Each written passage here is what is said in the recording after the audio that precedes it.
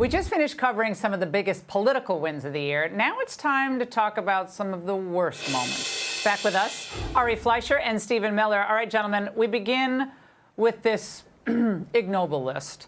The January 6 hearings top it off. So desperate were they to create drama, they gave it the Hollywood treatment, and literally gave it the Hollywood treatment. The committee brought in a former television executive to try to produce these hearings, and that meant the regime media had to do their best to try to keep up.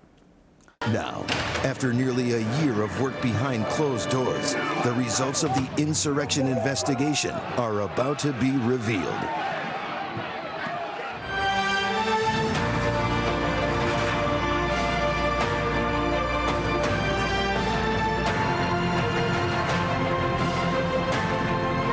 Right now, the nation's focus returns to the U.S. Capitol as we await the most comprehensive account yet of crimes committed against the United States on this sacred ground. Okay, this whole thing was kind of like a revenge play because it ended up being used by people like Cheney to kind of try to, I guess, prop up what ended up being a dying political career. Let's go to you, Stephen. This, right now, to me, this seems like almost a parody of itself, where this all ended up. But, making criminal referrals to the DOJ is a serious matter. Well, it is a serious matter, although as a practical matter, it actually undermines anything they would hope to achieve by making this whole thing even more transparently political than it's been for the last 2 years, and many legal analysts would agree with that statement. But all those clips you played showed the media treated this thing like a film premiere, like a new Indiana Jones film. This whole thing is a giant parody, a parody of Democrats in Congress, a parody of the media, a parody of the whole ruling class, while people are suffering from food they cannot afford, crime they can't deal with, a border that is wide open, cartels ravaging our communities with deadly drugs.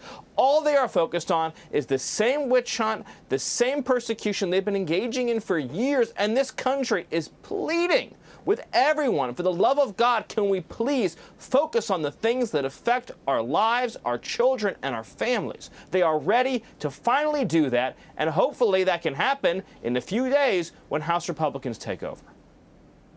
Well, Ari, it is quite stunning to see these images from the border that are just, it takes your breath away at every level. And yet, a referral, these were, I read through this, it was kind of BS, to tell you the truth. So the country is getting overrun. Maybe about 18 million people could be here by the time Biden's out. And it's Trump they're obsessed with, but they admitted that that's going to be their 2024 strategy, whether he's the nominee or not. They admitted that. People criticize President Trump for the things he says when the former president, goes too far, such as what he said about the Constitution. But what about the things that Democrats do that are a violation of the Constitution, that are a violation of rule of law? And you can start right on the border. We've abandoned rule of law. The administration, the Biden administration's approach is just to let everybody in. And the reason they do it, Laura, is because I think they want to have Americans who they think are going to vote Democratic if they can only become citizens. That is why they are doing this. It's not humanitarian. If it was humanitarian, they wouldn't let this happen. That way people wouldn't put their lives in the hands of smugglers. What's going on the southern border is one of the greatest moral and legal tragedies ever to beset our country, not to mention the people who are being fooled into thinking they can come here, flooding America the way they are. And who are the losers? Mostly America's working class. This is an abandonment of the rule of law on the southern border, and it's deliberate. And this is one of the worst things that could have happened to our country. It just takes your breath away, and I'm speechless. It's so outrageous. But to wrap up this year of worse, we thought we were going to ask both of you to hand out a few dishonorable mentions. Now, let's start with the overall worst of the year award. Stephen, who's earned the coveted award in your mind? Well, we're right on topic here because it is Secretary Mayorkas of DHS. I second everything Ari just said. This man has allowed criminal organizations to run free on our border, to poison our children, to sabotage our working class, destroy our healthcare system, our public education system, our financial system, bankrupt our country. It is indeed one of the great moral, legal travesties in the history of not just our country, but any country. And I wish that we were here today adding him to the list of people going gently into that good night and leaving us all alone and stopping his endless assault on the laws and sovereignty of our country. But instead, it's going to be up to the House GOP to impeach him. All right, Ari, your turn. Who's your worst of the year? Quickly.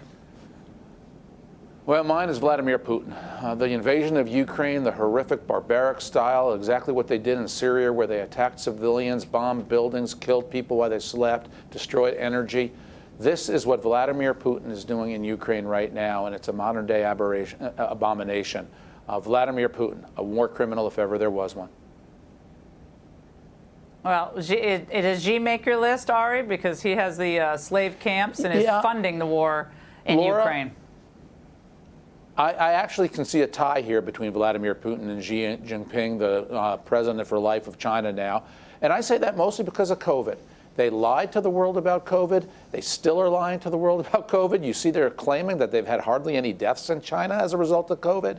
They still won't tell the truth. They hid it when it took place. They didn't cooperate when it broke out. And it still is China, which has not come around to its proper place in the world. Ari and Stephen, thank you both so much. Merry Christmas, Happy Hanukkah, Happy New Year to both of you.